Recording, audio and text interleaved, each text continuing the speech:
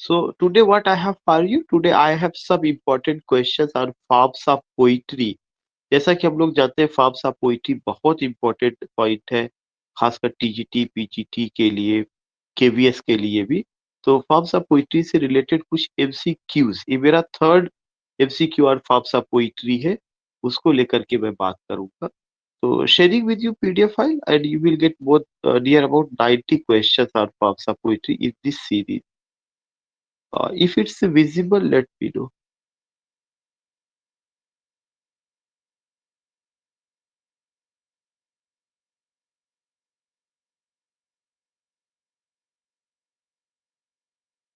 I hope you got it. Yes, sir. So, the first question which is on screen before you is a literary device. वो कौन सा literary device है that demonstrates the long and short patterns through stressed and unstressed syllable? वो कौन सा literary device है जी जो कि डिमॉन्स्ट्रेट करता, क्या डिमॉन्स्ट्रेट करता, लॉन्ग एंड शॉर्ट पैटर्न्स, जिसमें लॉन्ग और शॉर्ट पैटर्न्स को किया जाता है। और यह लॉन्ग और शॉर्ट पैटर्न कैसे जो है स्टेट होता है, स्ट्रेस्ड और अनस्ट्रेस्ड सिलेबल के रूप में। किसके रूप में? Stressed and unstressed syllable. Again I would like to tell you, is a literary device. वह कौन सा लिटरेरी डिवाइस है दैट डिमॉन्स्ट्रेट्स, जिसमें डिमॉन्स्ट्रेट किया जाता है the long and short patterns, long और शॉर्ट पैटर्न्स को through stressed and unstressed syllables, stressed और अनस्ट्रेस्ड सिलेबल्स के रूप में। This is what, this is rhythm. इसमें जितना भी चीजें दी गई है उसमें कौन सा चीज है? रिदम है। अगर यही चीज होता, यहाँ पे वर्ड बीटर होता, तो इसका आंसर मीटर भी हो सकता है। लेकिन मीटर का जो डिफिनेशन होता है उसमें क्या है? Metre is a systematic organisation of words in stressed and unstressed form. या metre is what? Systematic organisation of syllabic, syllabic words या syllabus in stressed and unstressed pattern. लेकिन जब आप रिदम की बात करते हैं तो रिदम में क्या है? लॉन्ग एंड शॉर्ट पैटर्न्स होता है रिदम में। और उसमें भी क्या देखा जाता है? स्ट्रेस्ड और unstressed syllable, stressed and unstressed syllable, long and short patterns होता है, particularly in verse form. So if the question comes, कौन सा question? is a literary device, वह कौन सा literary device है that demonstrates, that shows, क्या शो करता है? The long and short patterns, long और शॉर्ट पैटर्न्स को किसपे? Through stressed and unstressed syllable. किसपे शो करता है? स्ट्रेस्ड और unstressed syllables, particularly in verse forms, verse forms, that is what, that is rhythm. Question number two है, is a stressed and unstressed syllabic. एक अंतर आप देखिए जो अभी मैं बात कर रहा था। दूसरा क्वेश्चन है कि वो कौन सा ऐसा डिवाइस है जिसमें कि स्ट्रेस्ड और अनस्ट्रेस्ड पैटर्न तो होता है, लेकिन यह क्या होता है? सिलेबिक पैटर्न होता है। इस सिलेबिक पैटर्न वो भी क्या होगा? वर्ड्स में होगा। और ये किसमें? With in the line of the poem, with in the lines of the poem. और ये क्या हो जाएगा? किसी भी जो पोयम्स का लाइन है ये चीज उसके अंदर देखी जाती है। तो again I would like to tell you, question number two है, वह कौन सा आपका पैटर्न है या वह कौन सा आपका लिटरेरी डिवाइस है जिसमें ये चीज देखी जाती है? कौन सी चीज देखी जाती है? Stressed and unstressed syllabic pattern देखा जाता है। What is shown? Stressed and unstressed syllabic pattern in words are within the line of a poem। वो कौन सा है? This is what, this is a meter. मैं फिर से बता दूं अगर कोई पूछता है what is meter, meter is stressed and unstressed syllabic pattern. What pattern? Syllabic pattern. Meter जो डिसाइड किया जाता है वह सिलेबल पर डिसाइड किया जाता है। उसके लिए वर्ड ये नहीं होता, लॉन्ग एंड शॉर्ट पैटर्न नहीं होता कि लॉन्ग एंड शॉर्ट पैटर्न, बल्कि उसमें क्या होता है? Stressed and unstressed syllabic pattern. ये आप नोट कर लीजिए अच्छे ढंग से। If anyone ask you what is meter, meter is stressed and unstressed syllabic pattern in a verse or within the lines of the poem। एक या तो एक लाइन में होगा या पोयम की जितनी भी लाइनें हैं उनमें होगा। इन अ वर्स और within a line of the poem. Again I would like to repeat, this is beater. यह बीटर होता है जिसमें आप क्या देखते हैं, you see what, you see stressed and unstressed syllabic pattern, जिसमें स्ट्रेस्ड और अनस्ट्रेस्ड सिलैबिक पैटर्न देखा जाता है इन अ वर्स और within the line of a poem. फिर से मैं पहले क्वेश्चन पे चल रहा हूँ। पहला क्वेश्चन कौन सा था, वह कौन सा लिटरेरी डिवाइस है, वह कौन सा लिटरेरी डिवाइस है जिसमें की लिटरेरी डिवाइस की बातें कर रहा है कि वह कौन सा लिटरेरी डिवाइस है जिसपे डिमॉन्स्ट्रेट किया जाता है, दिखाया जाता है। क्या दिखाया जाता है, long and short patterns, long pattern और शॉर्ट पैटर्न्स। ये वर्ड जो लॉन्ग और शॉर्ट पैटर्न्स आया हुआ था, यह चीजें जो है किसमें नहीं आता है, यह चीजें बीटर का हिस्सा लॉन्ग एंड शॉर्ट पैटर्न नहीं होता। उसमें कौन सा चीज है, बीटर में stressed and unstressed syllabic pattern, stressed and unstressed syllabic pattern. और इसमें क्या होता है, long and short, long and short patterns, और जिसपे through stressed and unstressed syllables, through stressed and unstressed syllable. तो लॉन्ग एंड शॉर्ट पैटर्न्स का क्या होगा, रिदम में। क्योंकि जब आप रिदम की बात करते हैं तो रिदम का मतलब होता है लय, तुक, ताल। If you talk about rhythm, तो लय तुक ताल आप कैसे डिसाइड करते हैं, किसी वर्ड को हम कितना ज्यादा खींच रहे हैं और कितना जो है आसानी से हम उसे छोड़ रहे हैं, ये चीजें बहुत मायने रखती हैं। तो that is what, that is लय तुक ताल, and that is long and short pattern through stressed and unstressed syllables, particularly in verse forms। This is what, this is rhythm. मेरे ख्याल से आपको दोनों क्वेश्चन का आंसर पता चल गया। मे आई नो? Yes sir. ठीक है।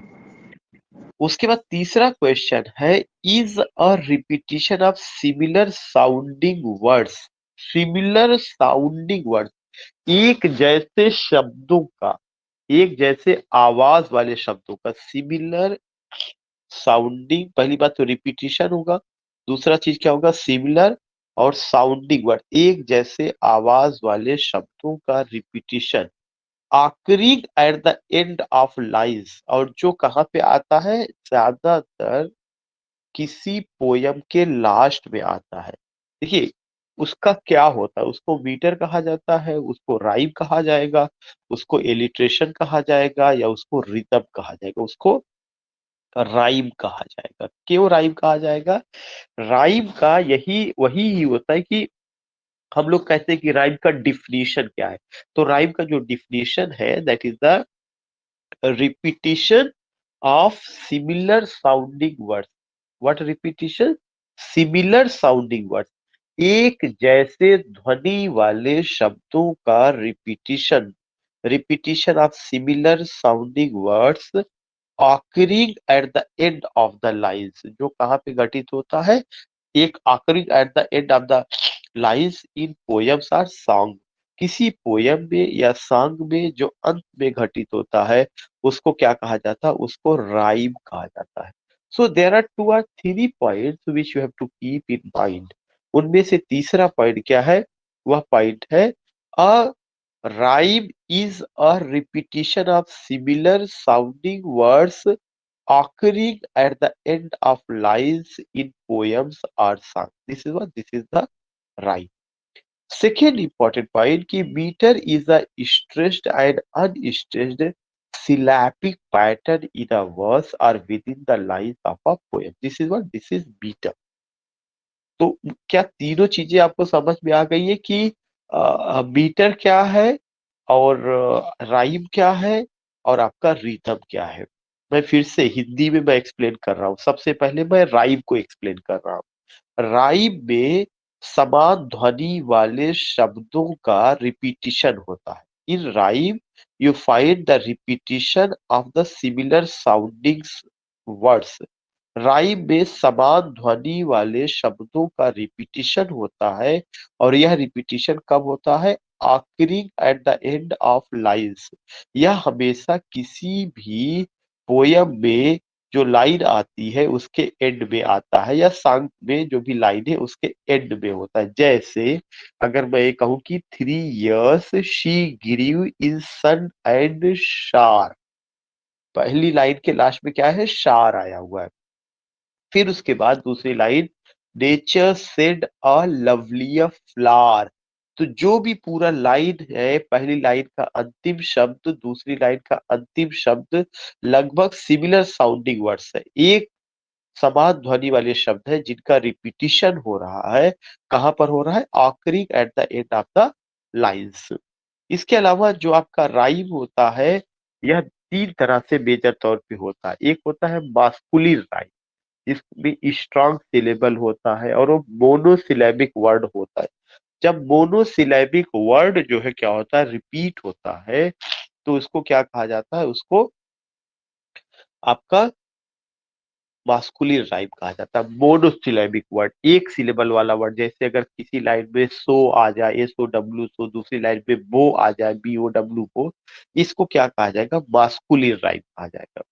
उसके बाद जो है आपका फेमिनिन राइम होता है। फेमिनिन राइम कौन सा होता है? फेमिनिन राइम वह राइम होता है जिसमें कि दो शब्दों का, जिसमें कि क्या होता है? दो शब्दों का 2 सिलेबिक वर्ड्स होगा। नॉट दो शब्द, एक शब्द होगा लेकिन 2 सिलेबल होगा। जैसे अगर किसी में आप लिखते हैं इवनिंग और किसी में आप लिखिए मॉर्निंग, तो इवनिंग और मॉर्निंग ये लगभग लगभग एक उसका हिस्सा जो है क्या है कि वो कर रहा है। ऐसे ही हाफ राइम है, आई राइम है, और आपका जो है ट्रिपल राइम है, जो 3 सिलेबल वाले होते हैं। तो जो आपका राइम है, वह राइम कुछ नहीं है बल्कि repetition of similar sounding words है, occurring eight the end of lines in poems और सॉन्ग्स। इसी तरह से जो आपका मीटर के बारे में कहा जा रहा है, metre is the stressed and unstressed syllabic pattern in words और within the lines of the poem. These are the points which you have to remember. तो मेरे ख्याल से आपको सब समझ में आ गया, रिदम समझ में आ गया, मीटर समझ में आ गया और राइम समझ में आ गया। Yes, sir. Now you see question number 4 is a stylistic device in which a number of words having the same first consonant sound occur close together in a series। ये हम लोग कई बार बात कर चुके हैं। ये एलिट्रेशन है। कैसे समझ में आ रहा है? इज अ स्टाइलिस्टिक डिवाइस, एक बहुत ही अच्छी या स्टाइलिस्टिक डिवाइस, इन विच जिसमें कि अ नंबर ऑफ वर्ड्स, जिसमें अ नंबर ऑफ वर्ड्स, जिसमें कई शब्द having the same first consonant sound, जिसमें कि जो है क्या है? पहला जो है कंसोनेंट साउंड होगा, having the first consonant sound, जिसमें कि same same first consonant sound होगा, आकर close together in a series, जो लगातार घटित होता है, उसको क्या कहा जाता है? एलिट्रेशन। तो एलिट्रेशन क्या है? Alliteration is the repetition of a speech sound in a sequence of nearby words. Alliteration कुछ नहीं है बल्कि एलिट्रेशन क्या होता है? इट्स अ रिपीटिशन, यह रिपीटिशन है ऑफ अ स्पीच साउंड, एक स्पीच साउंड का, in a sequence of nearby words, नजदीक आए हुए शब्दों का, in a sequence of nearby words. तो एलिट्रेशन में अक्षरों की पुनरावृत्ति होती है, और यह अक्षर जो है नजदीक आए हुए वर्ड्स में रिपीट होते हैं, सिमिलर साउंड्स उसमें होता है। और ये जो वर्ड, ये जिन अक्षरों का रिपीटिशन होगा वो क्या होगा? कॉन्सोनेंट, उसमें जो साउंड निकलेगा कौन सा निकलेगा?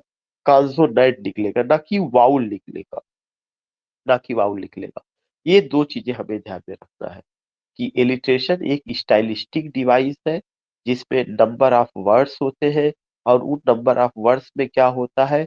Having the same first consonant sound, और उसमें जो है रिपीटिशन होता है किसका? उन अक्षरों का जिस जो कंसोनेंट साउंड लेकर के चलते हैं। This is what, this is a repetition, alliteration का। ये भी क्लियर हो गया? मे I know?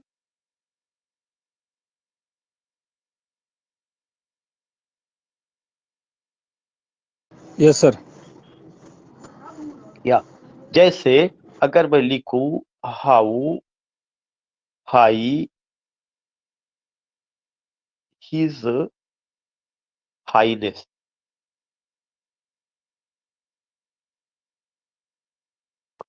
How high his Highness, पहले में एच, दूसरे में एच, तीसरे में एच, चौथे में एच, हाँ इस तरह से जितने भी हाउ हाई हिज हाईनेस। तो इसमें जो शब्द का रिपीटिशन हो रहा है, जो जितने भी शब्द आए हैं उसमें एक समान ध्वनि वाला कॉन्सोनेंट वाला जो अक्षर है उसका repetition, H H H H. This is what, this is a आपका alliteration, how high his highness, this thing. Next question which you have to remember, that is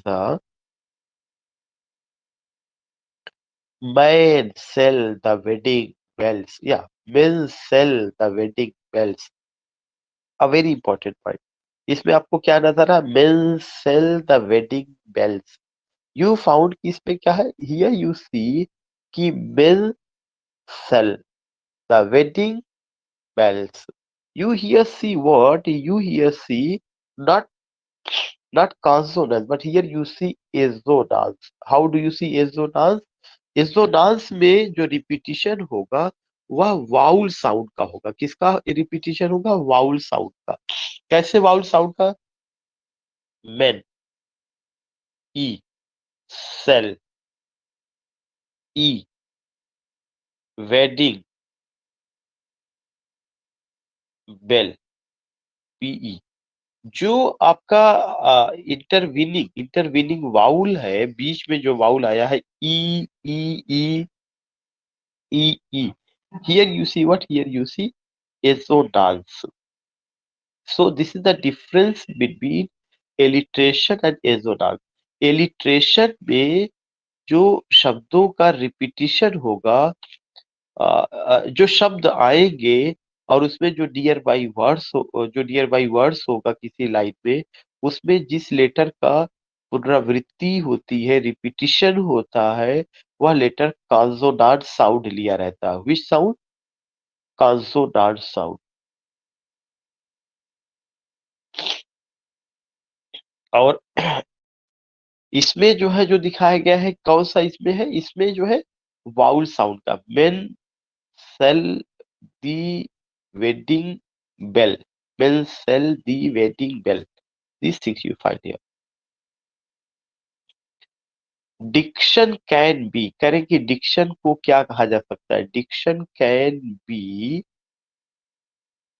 defined as style of speaking और writing. Diction जो है style है speaking का, writing का, determined by the choice of word. सबसे important, जब भी कभी भी डिक्शन आता है, डिक्शन का मतलब determined by the choice of word.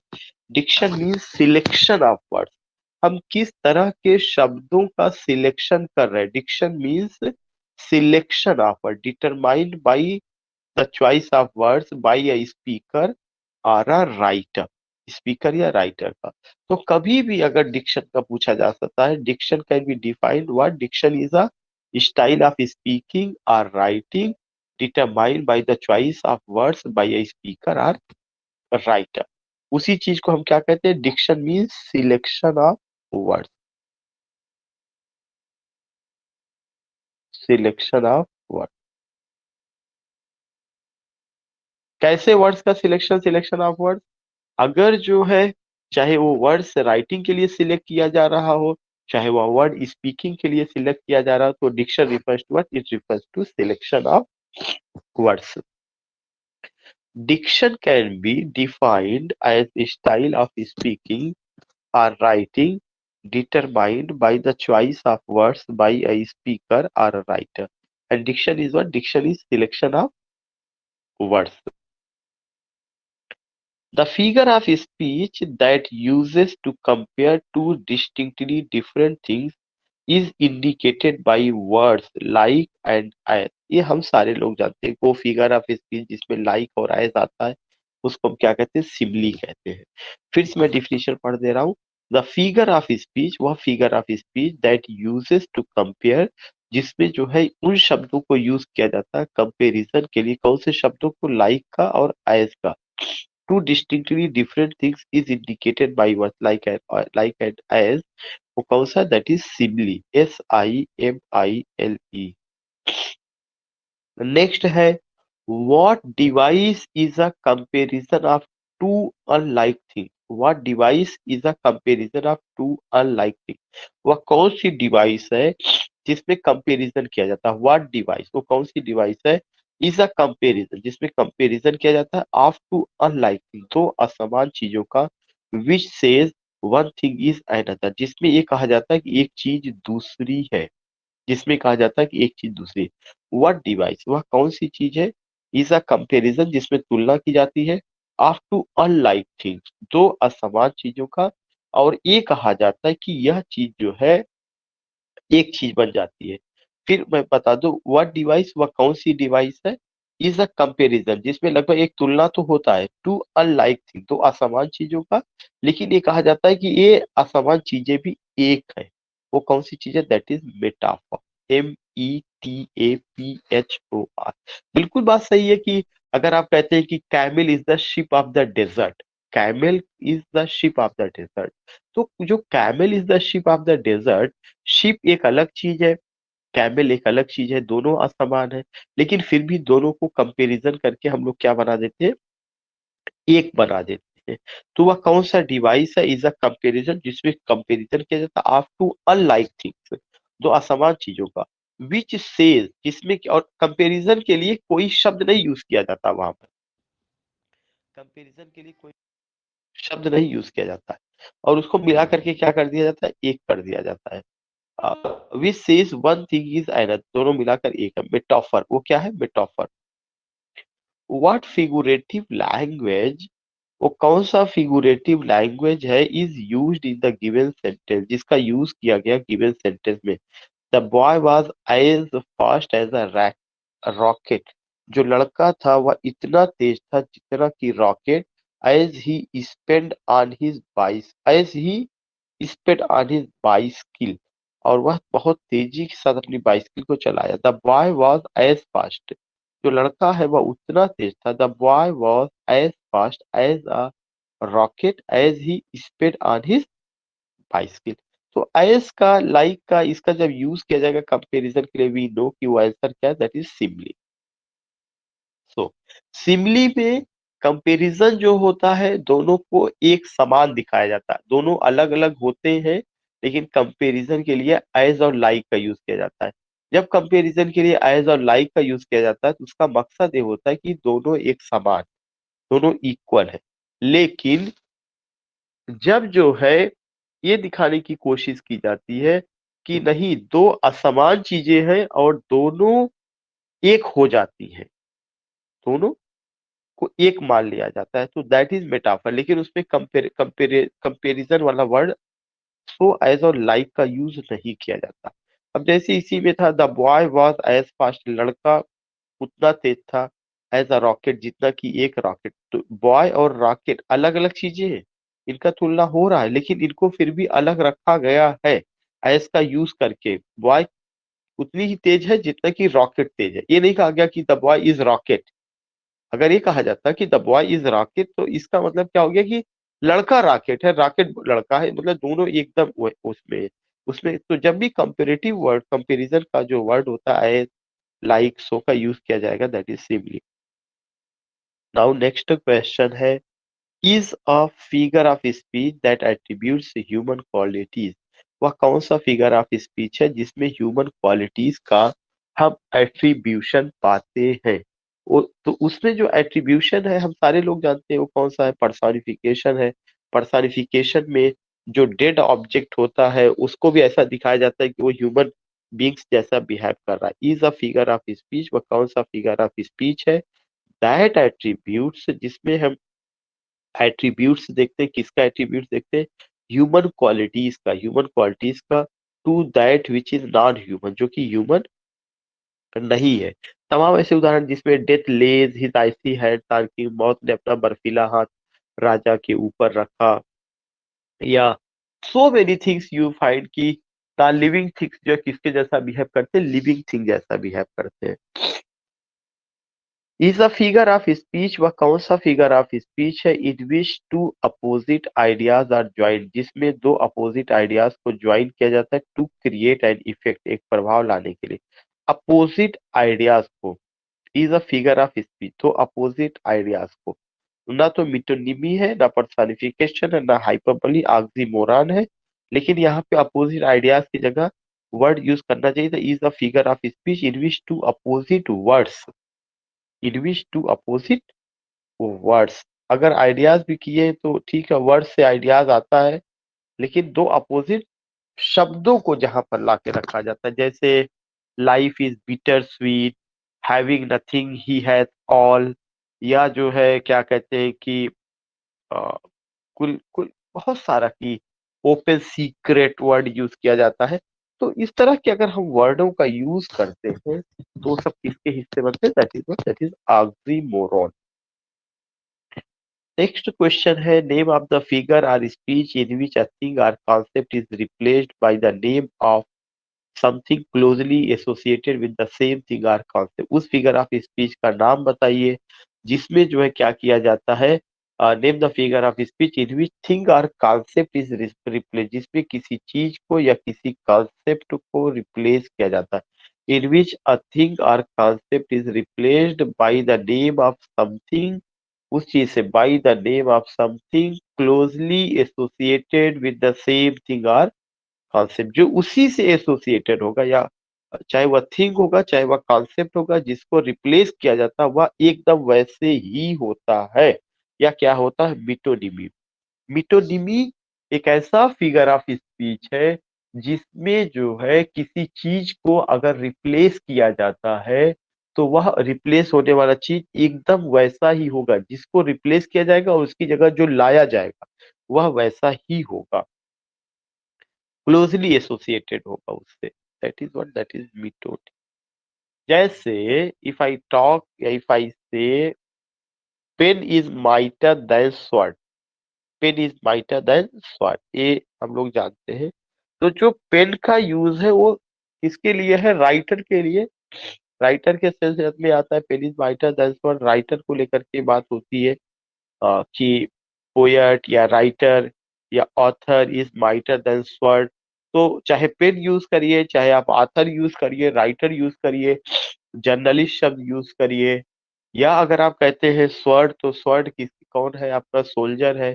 तो वहां पे क्या हो सकता है कि poet is mightier than soldier, journalist is mightier than soldier, जो भी हम वर्ड यूज करें वो उससे उसमें metonymy is a type of metonymy, एक तरह का मिटोनिमी का टाइप होता है in which part of something represent the whole or it may use a whole to represent a part. Synecdoche है, सिनेक्डोकी में part is whole and whole is part, synecdoche में part is whole and whole is part. इसमें ये चीज आता है, जैसे ये होता है कि give me 10,000 hands, give me 10,000 hands to do this job, इस तरह से करके उसमें एग्जांपल्स उसका राशि एक टॉपिक का। नेक्स्ट है what is the literary device, वह कौन सा लिटरेरी डिवाइस है which is as which use as modifier usually an adjective qualifies a noun other than the person or thing it is actually describing, yes that is transferred epithet। ये आप समझने की कोशिश करिए।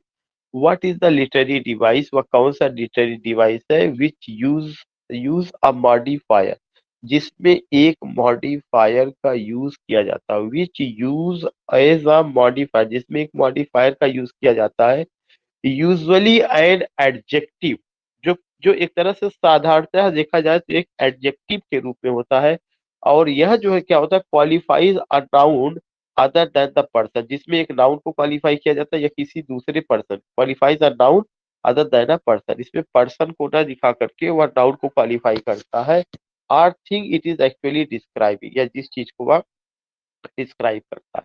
तो पर्सन अपनी चीज को ट्रांसफर कर देता है किसी दूसरे नाउन या एडजेक्टिव को किसी दूसरी चीज, जैसे मैंने कई बार कहा था कि प्लाउमैन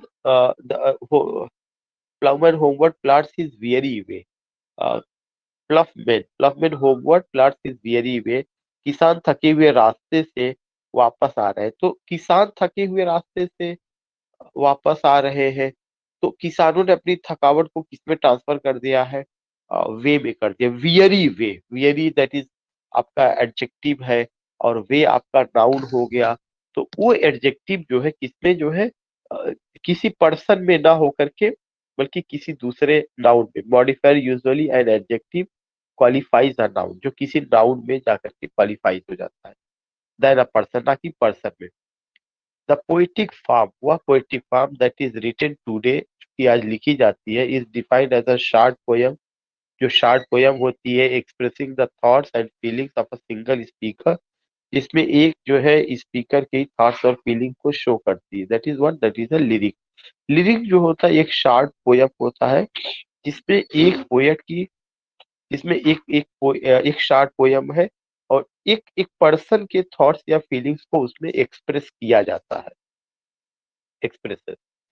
सो यही तक ही मैं रखना चाहूंगा, because only 6 or 7 people have joined this session, and meet you together.